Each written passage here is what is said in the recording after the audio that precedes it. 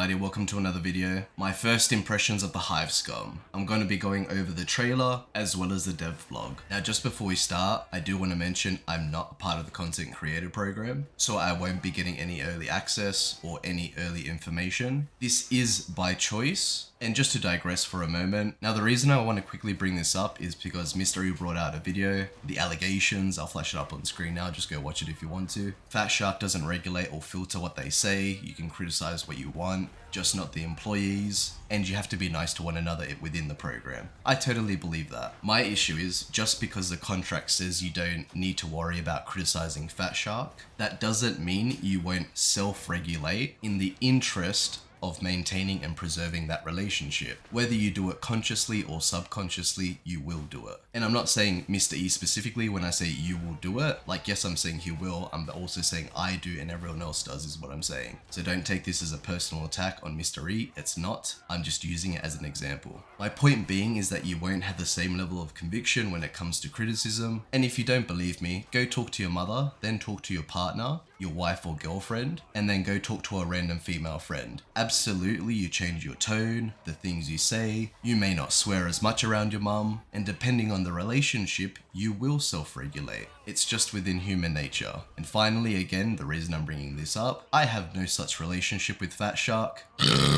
so I feel no need to self-regulate. The second thing I want to touch on, and this kind of ties into the trailer being shit, spoilers, is that I really don't think people understand what the HIVE SCUM is, because they keep calling it a Hive Ganger. Now I know that a Hive SCUM can fall under the umbrella of the Hive Ganger, that colloquial term, but the Hive SCUM isn't necessarily a Hive Ganger. If you're not familiar with the Darkheresy tabletop RPG, I recommend you open up a tab and do a little bit of research. You'll come to find that Darktide is 99% probably based off that game. Go look at the character list. Doesn't it look very familiar? So just bear that in mind with the HIVE SCUM, that it's not necessarily a Hive Ganger, but I want you to think of the HIVE SCUM as a high octane rogue. I made a comment similar to this, I'll flash it up on screen now, in regards to the HIVE SCUM, and I just want more people to keep that in mind of what this class actually is, and not to have a preconceived notion based on Necromunda, because this is more than likely based off Darkheresy. Alrighty, with those two things out of the way, let's actually watch the HIVE SCUM trailer.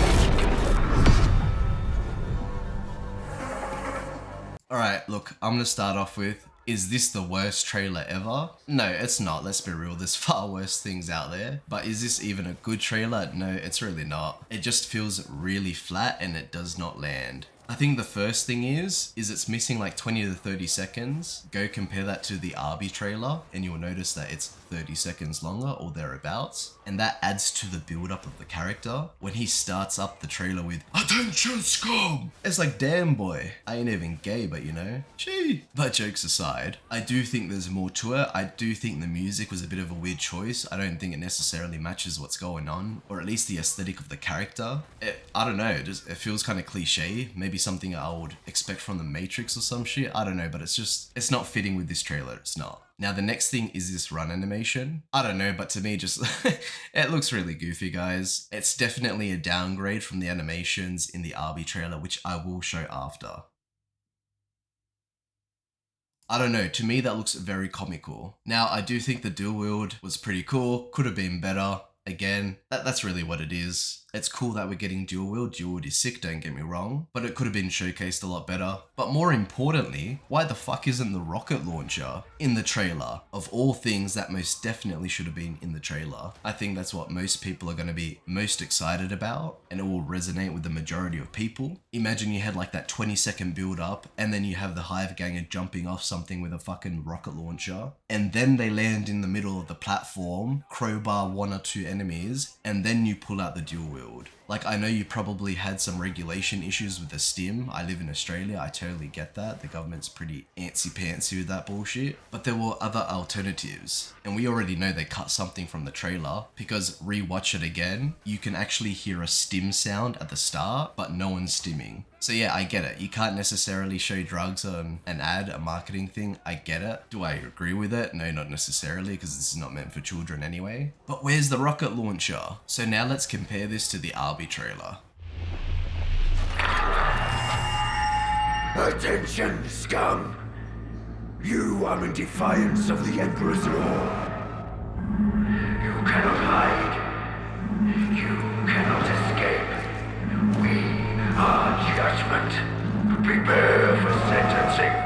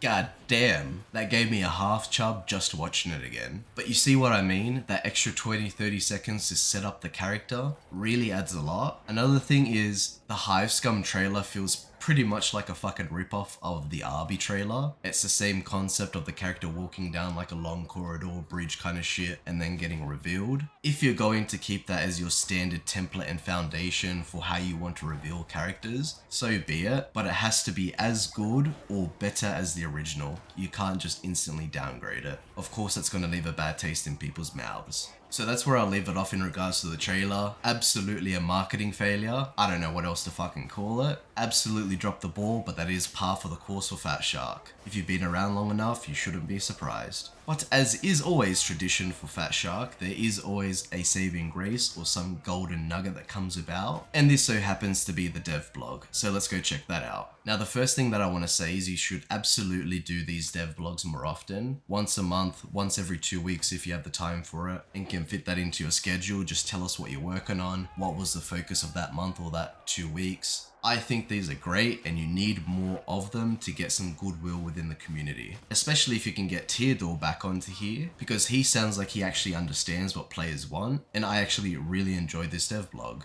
Another thing is that I really think Fatshark should have released this class as a high octane rogue, because again, not necessarily Hive Ganger. A Hive Scum is more self-inclined, doesn't care about the rules, out for himself, exploits others. It's the rogue archetype. Again, go reference Darkheresy, tabletop RPG. The reason I bring this up, if people got into their heads that it's a high octane rogue, not just a veteran ripoff or a zealot ripoff, this would have been received so far differently, and I don't know how you didn't have the foresight to see that. I will gladly sit down with you guys for free just to help you guys out there, because ultimately I do want this game to succeed. I'll be honest, it's going to help my YouTube, it's better for me obviously, but I enjoy this fucking game. I love the Warhammer 40k IP, and I think this game is a gem. But the fumble But like, fuck man, how many times do you gotta fumble the same fucking ball, guys? Anywho's, let's go to what Theodore says. I will leave a link for this dev blog below if you haven't seen it. I recommend reading it. It will give you a better opinion of the Hive Scum coming out. Let's start with the Chem Toxin. It's basically another damage over time, just like Burn, Bleed, or Soul Blaze. You can apply it through your blitzers or unique weapons. It does have a stack limit, and certain talents will interact with it. This is pretty cool. I love dot damage. I love my bleeds. Not really much to say here. I'm happy and excited that we're getting a new Toxin, or rather a new damage over time. Another new mechanic unique to this is the stimm lab. Thanks to their underworld connections, the Hive Scum are able to get special materials and make their own custom stimms called the Cartel Special. Long story short, this is an optional mechanic where you can get your own customizable stimms. If you choose to use the stimm lab, you cannot use the normal stimms in game. However, it does have a regenerating effect or a recharging effect, so you will be able to use this constantly throughout a run. I am very excited for this. This very much reminds me of the Flesh Laboratory from Total War Warhammer 3 from Throt's campaign, if you're familiar. I love these type of customizable mechanics. If every class could get one of these,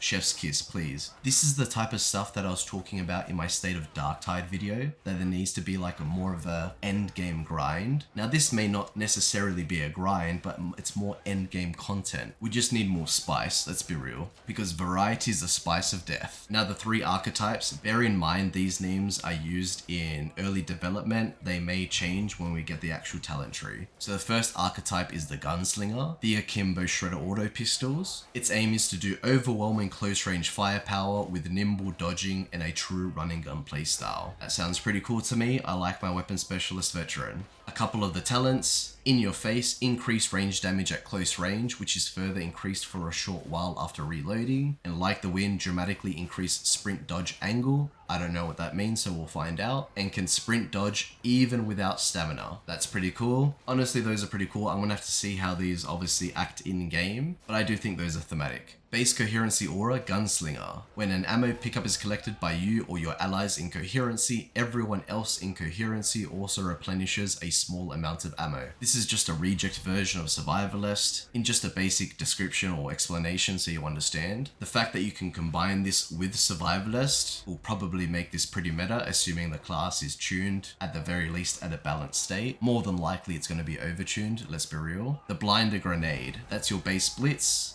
This is a blinding grenade which staggers enemies. I'm going to assume this is basically a stun and smoke grenade put into one. Again, who said power creep doesn't exist? This is probably what that's going to be. Another thing is that you can throw this out really fast, even while mid-combo swinging your melee weapon. What the fuck? So obviously it is a high pace, high octane class. Base combat ability, Desperado. Now before I go any further, can you please stop using and recycling the same names? We absolutely do not need a veteran talent called Desperado, as well as a Hive Scum talent called Desperado, and a blessing called Desperado. Please just use thesaurus.com and pick another word, please. This is just confusing to new players. Anywho's, during Desperado, this is your base combat ability. You're immune to range attacks, disgusting. Sprinting costs no stamina, filthy. And reloading does not reduce your ammo reserve. So I'm assuming that just means you get magical bullets every time you reload and you use 0 ammo. Close range kills, extended duration of Desperado. This just seems like a faster pace executioner stance. That's pretty much what it seems like to me. Keystone, Vulture's Mark. Killing specials or elites with a ranged weapon gives you a stack of Vulture's Mark, which improves range damage, range critical strike chance, and movement speed. At max stacks, ranged special and elite kills restore toughness for you and allies in Coherency. This is a mix of focus, target, and execution order combined. Again, who said power creep doesn't exist? Obviously, we're gonna have to look at the numbers when they come out, but like, what the fuck's going on there? That's just the Keystone, by the way. That's not even the augments.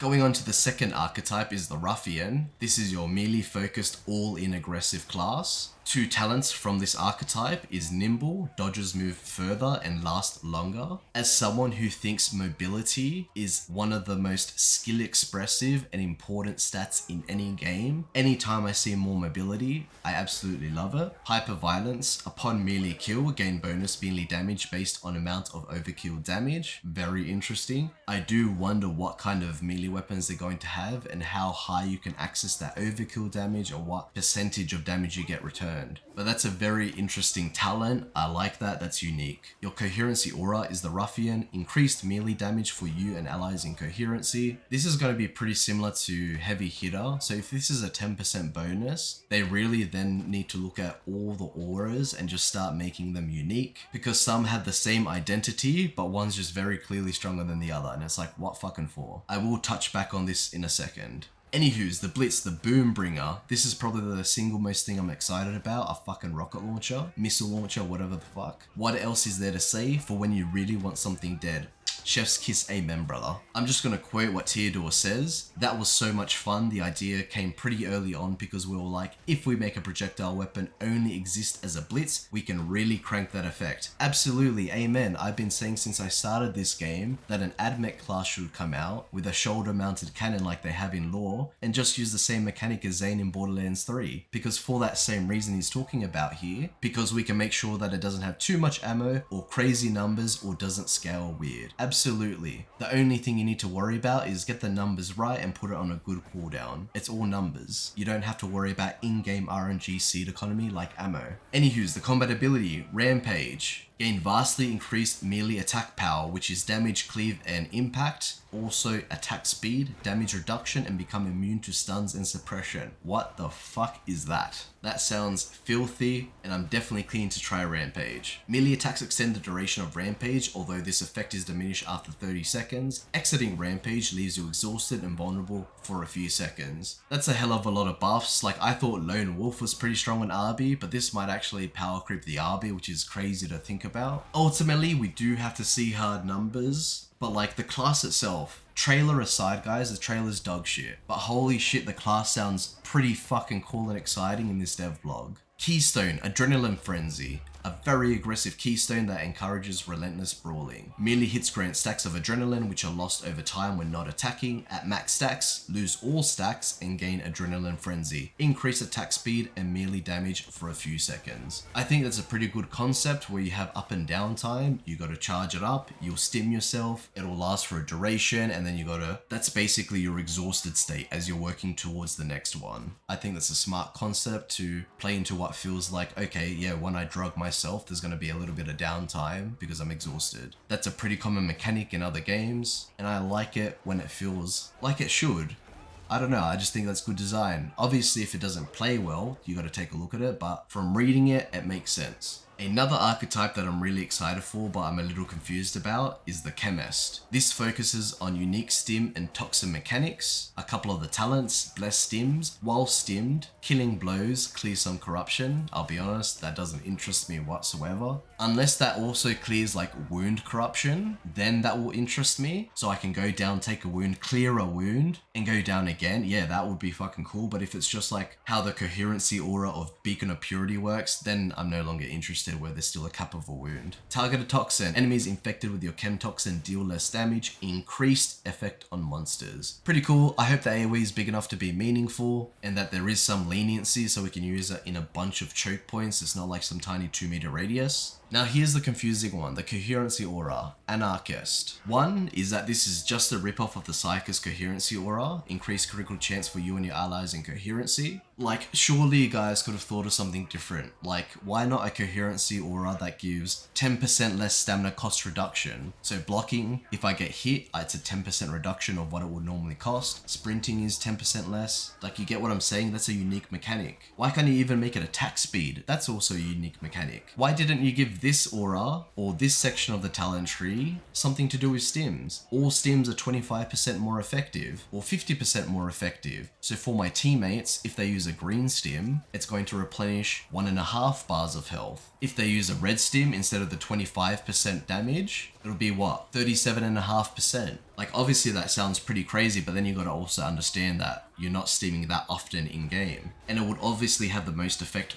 with the Chemist. I just think this is a really shit fucking aura in terms of what it could have been for this archetype. And I just especially don't like it because it's just a ripoff of a previous aura as well. Even the previous one in the Ruffian section, I already think that's too close. Anywho's, Blitz, Chem Grenade. Throw a canister containing Chem Toxin which breaks breaks open and spills its contents across an area when it explodes. Any enemy that enters the lingering toxic cloud will be affected with stacks of chem toxin. Pretty cool, it's just a damage over time grenade. I'm going to assume it's going to work exactly like the flame grenade. One thing I hope is that there is some kind of grenade regen, because otherwise they're going to have to start looking at grenade economy on the map. Otherwise people are just going to feel like they're getting left out when they're using grenades, let's be real. You can't keep adding classes that will be more reliant on grenades, but then not look at the grenade economy. I think just be careful with that. I don't know if it's going to be a problem, but I can foresee it potentially being a problem. Combat ability stimm supply. The Hive Scum has repurposed military gadgets to come with this customized medical crate that can be placed down on the ground. This is a supportive ability that grants nearby allies the effects of the Hive Scum's cartel special stimm. Again, imagine if we had the stimm coherency aura. Even if it was 12.5%, 15%, 20, whatever, I think that's just far more thematic. Last but not least is chemical dependency. With this keystone, using a stimm grants a stack of dependency for a long duration. Each stack grants ability cooldown reduction up to a limit. This keystone is not so much about the perfect stimm, but about taking as many stimms as you can as fast as you can. And that'll do it for the dev blog. To sum it up,